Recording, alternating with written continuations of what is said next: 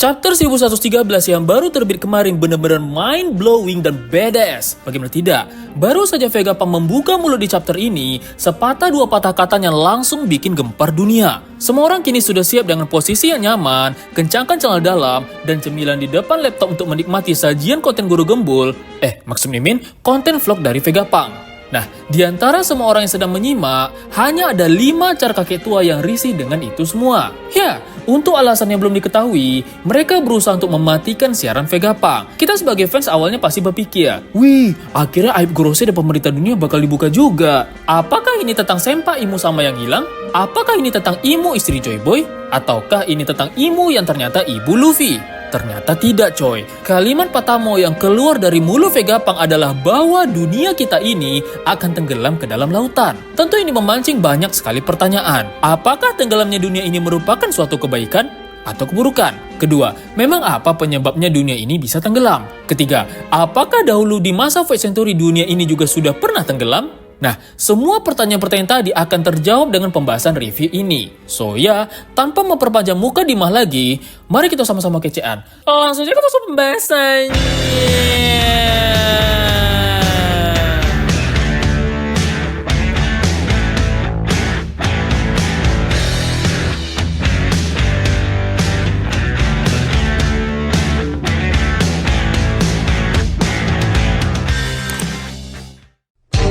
Chapter dimulai dari kelanjutan si Kalera Marcus Mars yang sedang berada di Punk Records.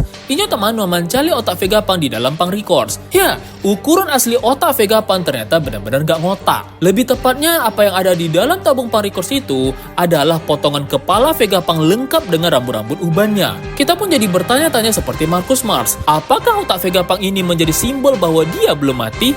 Kita tentu ingat dengan diskusi Vega dan Kuma tentang Vega yang ingin mempermainkan nyawa. Dia bahkan berhasil menciptakan manusia buatan seperti cloning Kuma dan Seraphim serta 5 cloning dirinya sendiri. Dia bahkan membagi 5 fungsi otaknya kepada masing-masing dari 5 cloningnya itu. So, rasanya tidak mustahil jika Vegapunk pun juga telah mempermainkan nyawanya dengan terlihat mati, padahal sebenarnya masih hidup dan tersimpan dalam Punk Records. Jika benar begitu, artinya Vegapunk bisa kembali lagi ke wujud baru seperti Ultron, atau tetap ditabung dan mengganti penampakan otaknya itu dengan tampilan wajahnya yang sedang berbicara seperti Zordon.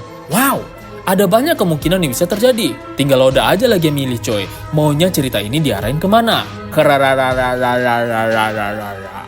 Lanjut, kita kemudian diperlihatkan dengan beberapa car masa lalu yang kita kenal sedang menyimak instruksi Vegapunk. Tapa di sini Kaya bersama 3 orang anak buah Usopp sedang membahas Vegapunk. Marinir pun juga demikian. Lalu ada Crocus juga bersama Labon.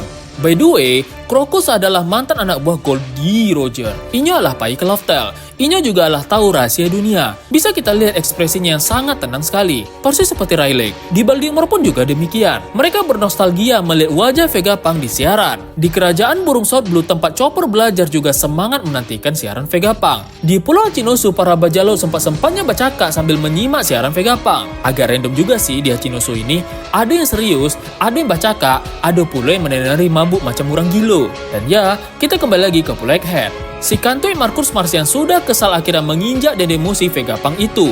Dan voila, itu ternyata hanyalah denden musi biasa. Marcus Mars pun kemudian menjadi berang. Perangai Vegapunk ala indah bisa dimaafkan. Inyo pun kembali ke wujud burungnya terbang keluar sambil mengumpat-ngumpat. Sambil terbang, Inyo berkomunikasi dengan para Gorosei yang lain lewat telepati. Inyo mengecek Vegapunk terlalu pintar. Mustahil untuk menghentikan siaran yang sedang dia jalankan. Bahkan, mustahil juga untuk mengetahui seberapa banyak yang Inyo ketahui atau apa yang akan Inyo kecean saat ini. Yang bisa mereka ketahui hanyalah informasi dari York bahwa Vegapunk ini ingin melanjutkan tekad para peneliti dari Ohara. Dari sini terlihat bahwa Gorosei ini hanyalah manusia biasa.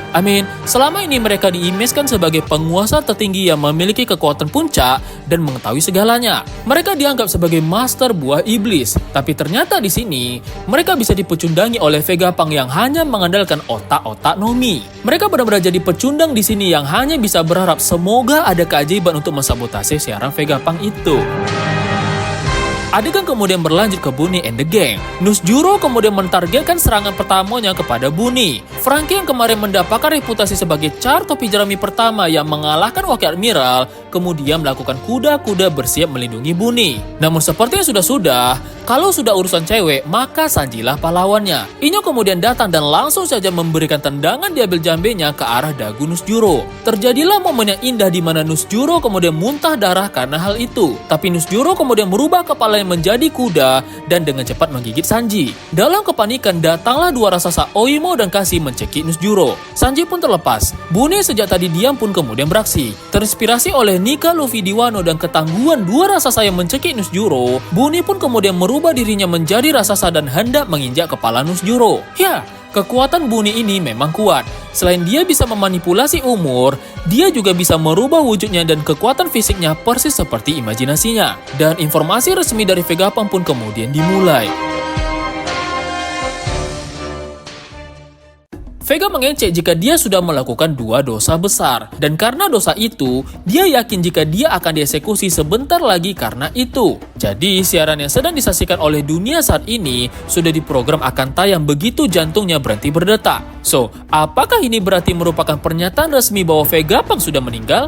Menurut Mimin iya, tapi dia meninggal sebagai wujud fisik. Tapi sebagai wujud mesin mungkin belum. Kita bisa mencelik dari Kuma. Kuma lah mati, tapi dia masih bisa memiliki perasaan pada Bone dan juga memiliki buah iblis Nikki no Mi. Nah, meski Vegapunk mati, selama Pangricos tidak diledakkan, menurut Mimin dia masih akan berperan sebagai AI. Tampak di sini ada Caesar bersama Jaji yang tak bisa menerima kematian Vegapunk itu. Tampak pula Morgan siang berang karena aksi Vegapunk ini akan mematikan bisnis media cetak miliknya. Dalam pesan Vegapunk, Inyo mengecek bahwa jangan ada satupun yang menganggap bahwa orang yang membunuhnya adalah jahat. Ini bukan soal salah atau benar. Meski kalimat itu terdengar bijak dan menguntungkan Gorosei karena tidak dianggap sebagai orang yang jahat, Gorosei satu di sini malah emosi mendengarnya. Inyo bahkan melakukan serangan membabi buta pada geng Nami dan Usopp. Dan tentu saja, geng Nami Usopp ini juga melakukan perlawanan. Siapa sangka mereka kini sanggup mempertahankan diri dari serangan puncak kekuatan tertinggi di dunia. Dan ya, Vegapunk pun langsung ke intinya. Inyo mengecek dunia ini akan tenggelam ke dalam lautan. Dan panel terakhir Duyung yang sedang berenang pun kemudian mengakhiri chapter ini dengan tanda tanya.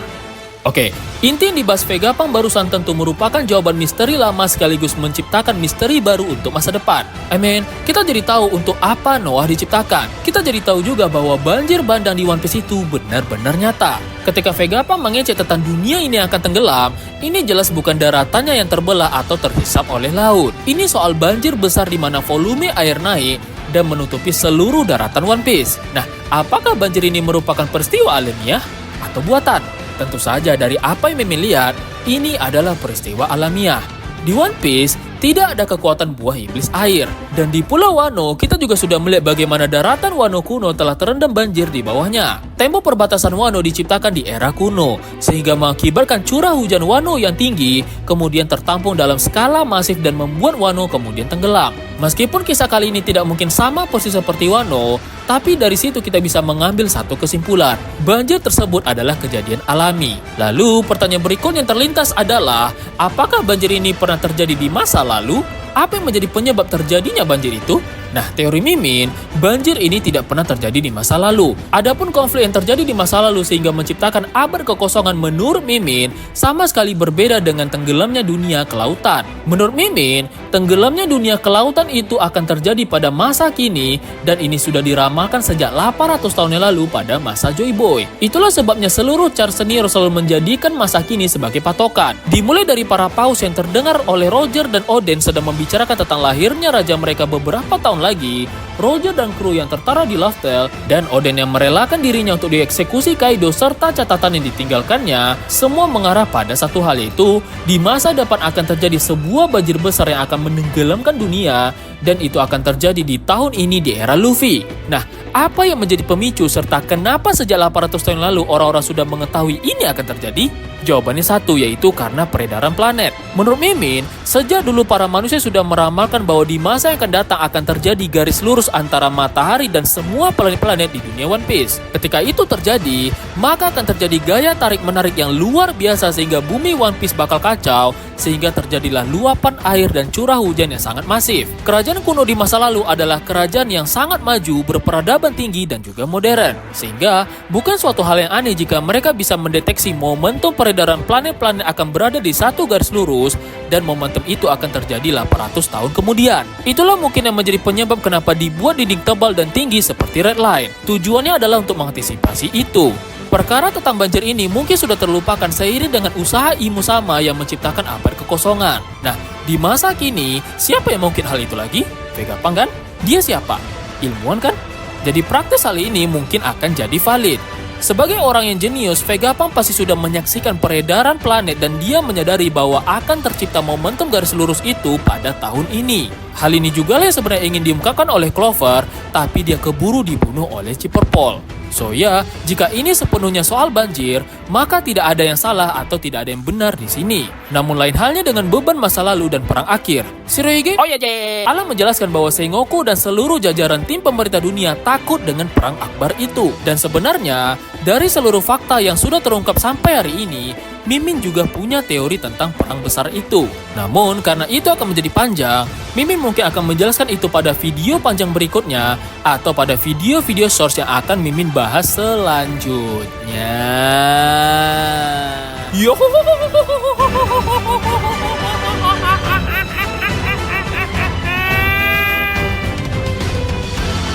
Bagaimana menurut teman-teman? Sekian dulu prediksi dan analisis kami kali ini. Jika teman-teman suka dengan review, prediksi, dan analisis dari kami, silakan klik like dan subscribe channel ini agar teman-teman tidak ketinggalan dengan video-video kami yang lainnya.